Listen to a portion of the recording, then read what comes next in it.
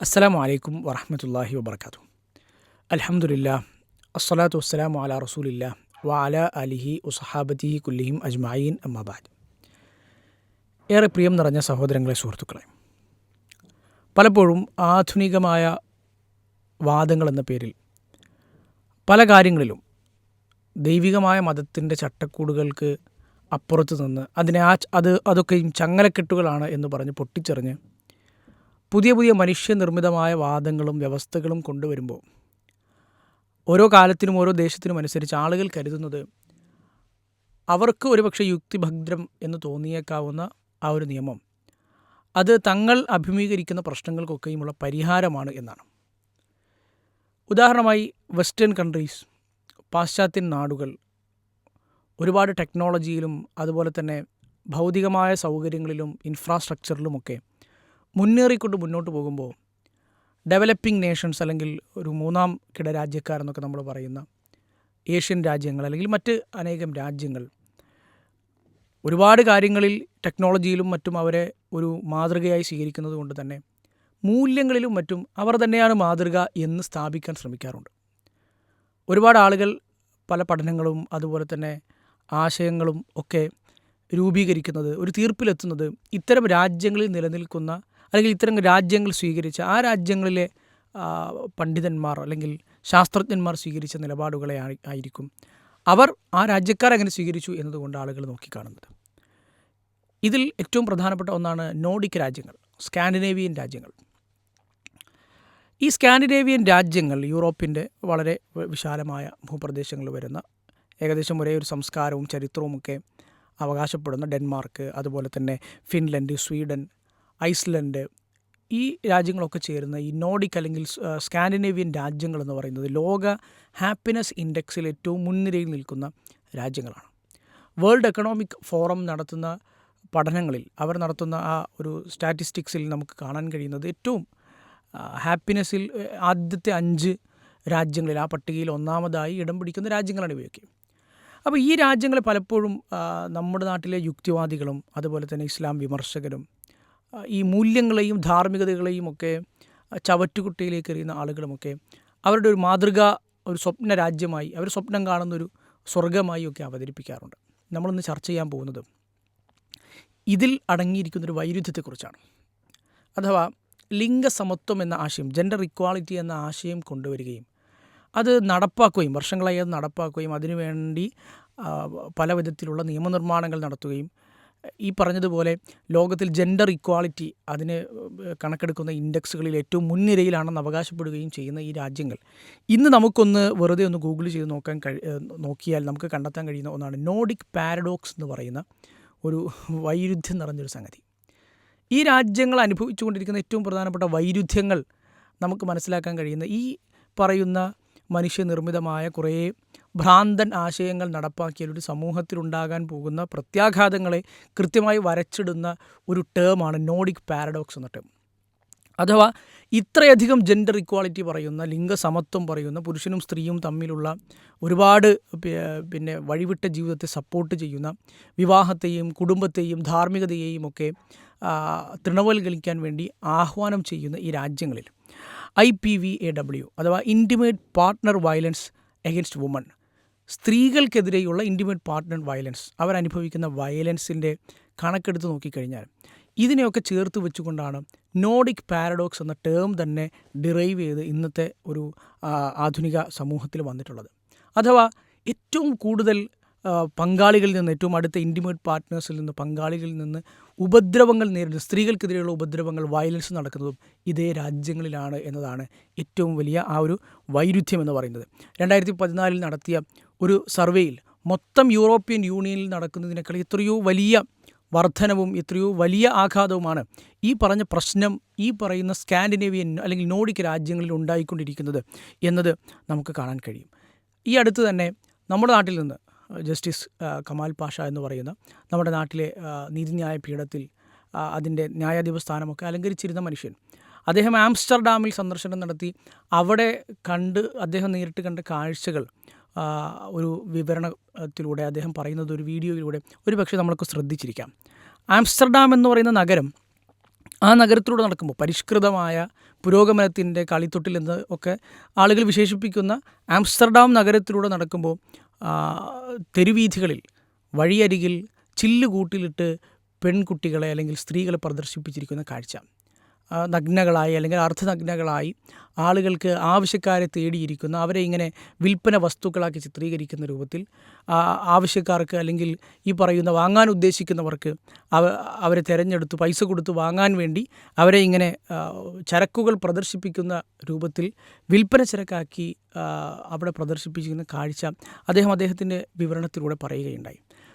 ഒരു സ്ത്രീ എന്നുള്ള നിലക്ക് ഒരു നമ്മളൊക്കെയും നമ്മുടെ ഉമ്മമാർ, അതുപോലെ തന്നെ നമ്മുടെ സഹോദരിമാർ, സ്ത്രീകൾ എന്നുള്ള നിലക്ക് നമ്മളൊന്ന് ആലോചിച്ച് നോക്കിക്കഴിഞ്ഞാൽ ഒരു സമൂഹം അവർ എപ്പോഴും ഏറ്റവും വലിയ ആശയമായി കൊണ്ട് നടക്കുന്ന ഒരാശയം അവരുടെ തന്നെ നാട്ടിൽ അവരുടെ സ്ത്രീകൾക്ക് വരുത്തി വെച്ച ഇതിലും വലിയ അധപ്പതനം എന്താണുള്ളത്?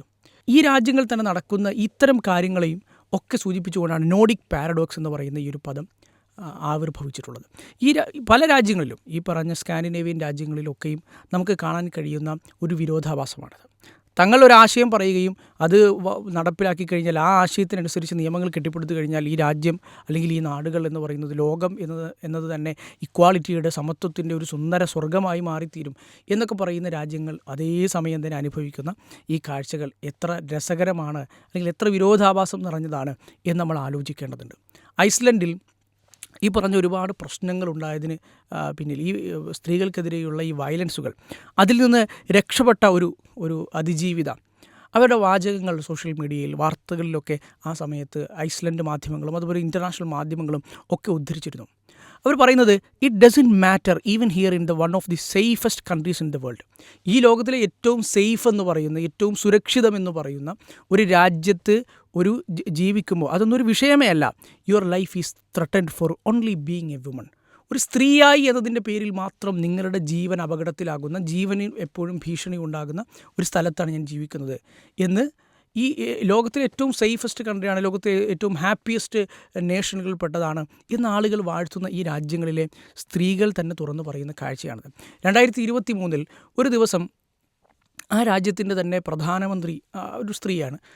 പ്രധാനമന്ത്രി അടക്കമുള്ള രാജ്യത്തിലെ ആയിരക്കണക്കിന് പതിനായിരക്കണക്കിന് വരുന്ന സ്ത്രീകൾ ഒരു 24 മണിക്കൂർ ഒരു സമരം പ്രഖ്യാപിച്ചു.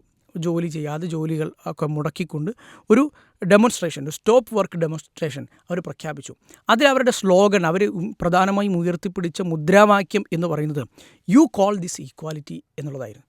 നിങ്ങൾ ഇതിനെയാണോ, അതായത് ഈ നാട്ടിൽ നടക്കുന്ന ഈ യാഥാർത്ഥ്യങ്ങൾ, ഈ സംഭവങ്ങളൊക്കെ മുന്നിൽ വെച്ചുകൊണ്ട് ഇതിനെയാണോ നിങ്ങൾ സമത്വം എന്ന് ഉദ്ഘോഷിക്കുന്നത്? ഇതാണോ നിങ്ങൾ പറയുന്ന സമത്വം എന്ന് ചോദിച്ചുകൊണ്ട് ഒരു രാജ്യത്തിൻ്റെ പ്രധാനമന്ത്രി, സ്ത്രീ പ്രധാനമന്ത്രി അടക്കമുള്ള സ്ത്രീകൾ, പതിനായിരക്കണക്കിന് ലക്ഷക്കണക്കിന് ആ രാജ്യത്തെ സ്ത്രീകൾ ജോലി മുടക്കിക്കൊണ്ട് ഒരു ഡെമോൺസ്ട്രേഷൻ പ്രഖ്യാപിക്കുന്നതും അത് ഒരു ദിവസം നീണ്ടു നിൽക്കുന്ന അത് പ്രാവർത്തികമാക്കുന്നതുമൊക്കെ നമ്മൾ കാണുകയാണ്.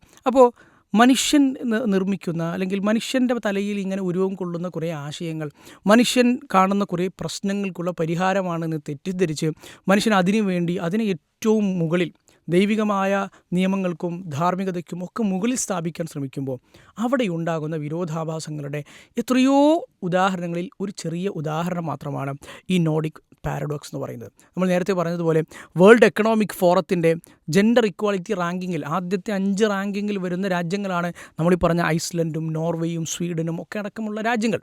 അപ്പോൾ ആ രാജ്യങ്ങൾ തന്നെ നടക്കുന്ന ഈ വിരോധാഭാസം നമുക്കൊന്ന് ഗൂഗിൾ ചെയ്ത് നോക്കിക്കഴിഞ്ഞാൽ തന്നെ നമുക്ക് മനസ്സിലാക്കാൻ കഴിയുന്ന കണക്കുകളും അതുപോലെ തന്നെ സ്റ്റാറ്റിസ്റ്റിക്സുകളുമാണ് ഞാനിവിടെ ഉദ്ധരിച്ചിട്ടുള്ളത്. എന്നാൽ ഇസ്ലാമിക രാജ്യങ്ങൾ നമുക്കെടുത്ത് നോക്കാം. അള്ളാഹുവിൻ്റെ പ്രവാചകൻ സല്ലല്ലാഹു അലൈഹി വസല്ലമ ഈ ലോകത്ത് വന്നു. ആളുകൾ, ഇസ്ലാം വിമർശകർ അല്ലെങ്കിൽ നിരീശ്വരവാദികൾ, യുക്തിവാദികൾ, അവർ പറയുന്നതനുസരിച്ച് സ്ത്രീയെ അടിച്ചമർത്തുന്ന, എപ്പോഴും സ്ത്രീയെ ഒരു ലൈംഗിക ഉപകരണമായി മാത്രം കാണുന്ന, 4 ചുവരുകൾക്കുള്ളിൽ തളച്ചിടുന്ന എന്ന് പറഞ്ഞൊക്കെ അവർ ഇസ്ലാമിനെതിരെ ദുരാരോപണങ്ങൾ ഉന്നയിക്കുമ്പോൾ ആ ഇസ്ലാമിക സമൂഹത്തിൽ സ്ത്രീകൾ അനുഭവിച്ചിരുന്ന സ്വാതന്ത്ര്യവും ഇപ്പോഴും ഇസ്ലാമികമായി ജീവിക്കുന്ന സമൂഹങ്ങളിൽ സ്ത്രീകൾ അനുഭവിക്കുന്ന സ്വാതന്ത്ര്യവും ഒക്കെ നമുക്കൊന്ന് താരതമ്യം ചെയ്ത് നോക്കേണ്ടതുണ്ട്. ചരിത്രത്തിലേക്ക് നമുക്ക് നോക്കാം. അള്ളാഹുവിൻ്റെ പ്രവാചകൻ സ്വല്ലല്ലാഹു അലൈഹി വസല്ലമ ജീവിച്ചിരുന്ന കാലത്ത് ഈ പറഞ്ഞതുപോലെ കപട ജെൻഡർ ഇക്വാളിറ്റി വാദങ്ങൾ പറഞ്ഞുകൊണ്ടല്ല ഇസ്ലാം മനുഷ്യരെ സംസ്കരിച്ചത്. അന്ന് വളരെയധികം കാടൻ നിയമങ്ങൾ നിലവിലുണ്ടായിരുന്ന ആ സമൂഹത്തിൽ ഇസ്ലാം സ്ത്രീയെ ആദരിക്കുകയും ബഹുമാനിക്കുകയും എല്ലാവിധ അവകാശങ്ങളും കൊടുക്കുകയും ചെയ്തു. 19-ാം നൂറ്റാണ്ടിൽ പോലും തങ്ങളുടെ ഉടമസ്ഥാവകാശത്തിന് സ്വത്തവകാശത്തിന് വേണ്ടി ഇംഗ്ലണ്ടിലെ കോടതികൾക്ക് മുന്നിൽ സമരം ചെയ്യേണ്ടി വന്ന സ്ത്രീകളുടെ ചരിത്രം നമ്മൾ വായിക്കുമ്പോൾ അതിനും എത്രയോ നൂറ്റാണ്ടുകൾക്ക് മുമ്പ് ഇസ്ലാം സ്ത്രീകൾക്ക് അവരുടേതായ അവകാശങ്ങൾ കൊടുത്തു, അവരുടേതായ സ്പേസ് സമൂഹത്തിൽ കൊടുത്തു, അവർക്ക് അവരുടേതായ സുരക്ഷിതത്വം സമൂഹത്തിൽ ഉറപ്പുവരുത്തി. അപ്പോൾ ഇസ്ലാമിക നിയമങ്ങളെ എപ്പോഴും ഈ പറയുന്ന കുറേ സ്റ്റീരിയോ ടൈപ്പുകളുടെ മനസ്സിലാക്കാതെ ശരിയായ ഇസ്ലാമിക സ്രോതസ്സുകളിൽ നിന്ന്, ശരിയായ പ്രമാണങ്ങളിൽ നിന്ന് ഇസ്ലാമിൻ്റെ സ്ത്രീ കാഴ്ചപ്പാടിനെ മനസ്സിലാക്കാൻ നമ്മൾ തയ്യാറാകണം എന്നൊരു വശം കൂടി ഇവിടെ വിമർശകർ തിരിച്ചറിയേണ്ടതുണ്ട്. അങ്ങനെ ഒരു സമൂഹം ഉണ്ടായപ്പോൾ അവിടെ പുരുഷന് പുരുഷൻ്റേതായ റോളുകളുണ്ടായിരുന്നു, സ്ത്രീകൾക്ക് അവരുടേതായ റോളുകളും ഉണ്ടായിരുന്നു. രണ്ടും നമ്മൾ ഒന്ന് നോക്കിക്കഴിഞ്ഞാൽ എങ്ങനെയാണ് നമുക്ക് സ്ത്രീയും പുരുഷനും ഒരേപോലെയാണെന്ന് പറയാൻ കഴിയുക? ഇന്ന് ആധുനിക ലോകത്ത് ഒരേ ബാത്റൂമുകൾ വേണമെന്ന് പറയുന്ന, സ്ത്രീകളും പുരുഷന്മാരും കായിക ഇനങ്ങളിൽ ഒരേപോലെ മത്സരിക്കണമെന്ന് പറയുന്ന, അങ്ങനെ പറഞ്ഞു വാദങ്ങൾ ഉണ്ടായി വന്ന അവസാനം അതിൻ്റെ പൊള്ളത്തരം തിരിച്ചറിഞ്ഞ് ഇപ്പോൾ സ്ത്രീയാണ് എന്ന് പറഞ്ഞ് രംഗത്ത് വന്ന് യഥാർത്ഥത്തിൽ സ്ത്രീകളുടെ കായിക ഇനത്തിൽ മത്സരിച്ച് പുരുഷന്മാരെ തള്ളിപ്പറയാൻ ഇന്ന് ലോകരാജ്യങ്ങൾ തയ്യാറായിക്കൊണ്ടിരിക്കുന്നു. അവർക്കതിന് അപകടം മനസ്സിലായി തുടങ്ങിയിരിക്കുന്നു. സ്ത്രീകളും പുരുഷന്മാർക്കും ഒരൊറ്റ ടോയ്ലറ്റ് മതി എന്ന് പറയുന്ന സമത്വത്തിലേക്ക് കൊണ്ടുവരണമെന്ന് പറഞ്ഞു കൊണ്ടുവന്നപ്പോൾ അവിടെ ഉണ്ടാകുന്ന പ്രശ്നങ്ങൾ കണ്ടപ്പോൾ ഇപ്പോൾ അവർ മാറി ചിന്തിക്കാൻ തുടങ്ങിയിരിക്കുന്നു. സ്ത്രീകളുടെ സെല്ലിൽ തന്നെ സ്വയം സ്ത്രീ എന്ന് അവകാശപ്പെട്ട പുരുഷനെയും തടവിൽ പാർപ്പിക്കുമ്പോൾ അവിടെ നിന്ന് സ്ത്രീകൾ ഗർഭിണികളാകുന്ന തുടർക്കഥകൾ വരുമ്പോൾ, വാർത്തകൾ വരുമ്പോൾ ആ ജയിലധികൃതർ ആ രാജ്യത്തിന് തങ്ങൾ എത്ര വലിയ അബദ്ധത്തിലാണ് ഇപ്പോൾ ചെന്ന് ചാടിയിരിക്കുന്നത് എന്ന് മനസ്സിലായി സ്വന്തം തീരുമാനങ്ങൾ, സ്വന്തം നിയമങ്ങൾ തിരുത്തി കുറിക്കാൻ അവർ തയ്യാറാകുന്നു. അപ്പോൾ ഇതൊക്കെയും ഈ ലോകത്ത് ജീവിക്കുന്ന, ഈ വാർത്തകൾ വായിക്കുന്ന നമ്മളെ സംബന്ധിച്ചിടത്തോളം ഒരുപാട് തിരിച്ചറിവുകൾ നമുക്ക് നൽകുന്ന സംഭവങ്ങളാണ്. ഇസ്ലാമിനെ സംബന്ധിച്ചിടത്തോളം ഇസ്ലാം ഒരിക്കലും സ്ത്രീ അല്ലെങ്കിൽ പുരുഷൻ എന്നതിനെ ആ ഒരു വേർതിരിവിനെ ഏതെങ്കിലും തരത്തിലുള്ള അധമത്വത്തിൻ്റെ ഒരു കാഴ്ചപ്പാട് ഇസ്ലാം പഠിപ്പിച്ചിട്ടില്ല. സ്ത്രീയായി എന്നതുകൊണ്ട് സ്ത്രീ നീചയാണ് എന്ന് അങ്ങനെ വിശ്വസിക്കുന്ന മതങ്ങൾ ഇന്നും ലോകത്തുണ്ട്. സ്ത്രീ സ്വതവേദന അശുദ്ധയാണ് എന്ന് വിശ്വസിക്കുന്ന മതങ്ങൾ ലോകത്തുണ്ട്. അങ്ങനെ തുടങ്ങിയ കാഴ്ചപ്പാടുകളൊക്കെ ഇസ്ലാം മാറ്റിമറിക്കുകയും പുരുഷന് പുരുഷൻ്റേതായ റോളുകളുണ്ട്, പുരുഷന് പുരുഷൻ്റേതായ ദൗർബല്യങ്ങളുണ്ട്, അതുപോലെ തന്നെ പുരുഷന് പുരുഷൻ്റേതായ ഇടപെടേണ്ടതായ സ്ഥലങ്ങളുണ്ട്, അവൻ നിർവഹിക്കേണ്ടതായ ചുമതലകളും ഉത്തരവാദിത്തങ്ങളുമുണ്ട്. അതൊരിക്കലും സ്ത്രീകളുടേതിൽ നിന്ന് എതിരാകുന്നില്ല, നേരെ മറിച്ച് വ്യത്യസ്തമാവുകയാണ് ചെയ്യുന്നത്.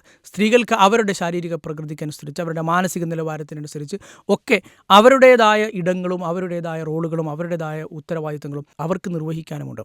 ഇത് രണ്ടും ഒരുമിച്ച് പോകുമ്പോഴാണ് ഒരു സമൂഹം, ഒരു കുടുംബമായി ഒരു സമൂഹത്തിന് മുന്നോട്ട് പോകാൻ കഴിയുന്നത്. അതിനെ ഒരിക്കലും വൈരുദ്ധ്യമായി അവതരിപ്പിക്കുകയല്ല ഇസ്ലാം ചെയ്തത് എന്ന് നമ്മൾ മനസ്സിലാക്കേണ്ടതുണ്ട്. വിശുദ്ധ ഖുർആൻ പറയുന്നത് പോലെ വമയ്യ അമൽ മിനസ്വാലിഹാത്തി മിൻ ദകരിൻ ഔ ഉൻസ, ആണാകട്ടെ പെണ്ണാകട്ടെ, അള്ളാഹുവിൽ പൂർണ്ണ മുഅ്മിൻ, നല്ല ഈമാനോടുകൂടി ശരിയായ വിശ്വാസത്തോടുകൂടി സൽക്കർമ്മങ്ങൾ പ്രവർത്തിക്കുന്നതാരോ അവർക്ക് അള്ളാഹു സുബ്ഹാനഹു വ തആല പ്രതിഫലം നൽകും. അവർക്കാണ് സ്വർഗ്ഗമുള്ളത്. ഫഉലൈക യദ്ഖുലൂനൽ ജന്ന, അവരാണ് സ്വർഗ്ഗത്തിൽ പ്രവേശിക്കുന്നത്. വലായുദ്ലമൂന നഖീറ, അവരൊരു ഈത്തപ്പഴക്കുരുവിൻ്റെ അത്ര പോലും അവരോട് അനീതി ചെയ്യപ്പെടുകയില്ല.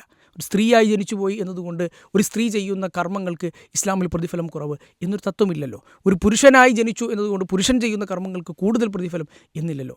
അള്ളാഹുവിൻ്റെ അടുക്കൽ ഓരോരുത്തരുടെയും ഹൃദയവിശുദ്ധിയും അവരുടെ വിശ്വാസത്തിൻ്റെ ദൃഢതയും അതുപോലെ തന്നെ അവർ ചെയ്യുന്ന സൽക്കർമ്മങ്ങളിൽ ഉള്ള അവരുടെ ആത്മാർത്ഥതയും അതിൻ്റെ അളവും ഒക്കെയാണല്ലോ, ഹൃദയവിശുദ്ധിയും ഒക്കെയാണ് ദൈവത്തിൻ്റെ അടുക്കൽ ഓരോരുത്തർക്കും സ്ഥാനങ്ങൾ നൽകുന്നത്. അപ്പോൾ അത് എന്നത് ഇസ്ലാം കൃത്യമായി മനസ്സിലാക്കി ഓരോരുത്തർക്കും അവരുടേതായ റോളുകൾ ഇസ്ലാം വിഭജിച്ചു കൊടുത്തു. അത് കൃത്യമായി പിന്തുടർന്നപ്പോൾ വളരെ വലിയ അത്ഭുതങ്ങൾ കാഴ്ചവെക്കാൻ ഇസ്ലാമിക സമൂഹത്തിന് സാധിച്ചു എന്നതാണ്. പുരുഷന്മാർ അവരുടേതായ റോളുകൾ നിർവഹിച്ചു, സ്ത്രീകൾ അവരുടേതായ റോളുകൾ നിർവഹിച്ചു. ഇസ്ലാം രാജ്യത്തെ രക്തസാക്ഷി പോലും ഒരു സ്ത്രീയാണ്, സുമയ്യ റളിയല്ലാഹു അൻഹ.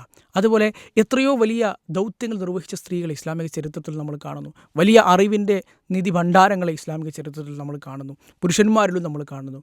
അപ്പോൾ ഇത് ശരിയായി മനസ്സിലാക്കുകയും ലിംഗസമത്വം എന്ന ആശയമല്ല, അത് ഈക്വാലിറ്റി എന്നതല്ല, നേരെ മറിച്ച് രണ്ടു പേർക്കും ഏത് സാഹചര്യത്തിലായാലും വേണ്ട ലിംഗനീതി എന്ന തത്വമാണ് ഇസ്ലാം പഠിപ്പിക്കുന്നതെന്നും മാനവരാശിക്ക് അനുയുക്തമായത് എന്നും തിരിച്ചറിയാൻ നമുക്ക് കഴിയണം. അങ്ങനെ ശരിയായി മനസ്സിലാക്കാനും കാര്യങ്ങളെ യാഥാർത്ഥ്യബോധത്തോടെ ഉൾക്കൊള്ളാനും എല്ലാം അറിയുന്ന ലോകത്തെ സൃഷ്ടിച്ച, ഈ പ്രപഞ്ചത്തെ സൃഷ്ടിച്ച, സ്ത്രീയെയും പുരുഷനെയും സൃഷ്ടിച്ച, സ്ത്രീകളുടെയും പുരുഷന്മാരുടെയും ചിന്തകളെയും അവരുടെ ഹൃദയത്തെയും ഒക്കെ സംവിധാനിച്ച ഈ ലോകത്തിൻ്റെ രക്ഷിതാവിനാണ് അവരുടേതായ റോളുകൾ നിശ്ചയിച്ചു കൊടുക്കാൻ പൂർണ്ണമായും കഴിയുക എന്നതും നമ്മൾ ഉൾക്കൊള്ളേണ്ടതുണ്ട്. അള്ളാഹു അനുഗ്രഹിക്കുമാറാകട്ടെ. അസ്സലാമു അലൈക്കും വറഹ്മത്തുള്ളാഹി വബറകാതുഹു.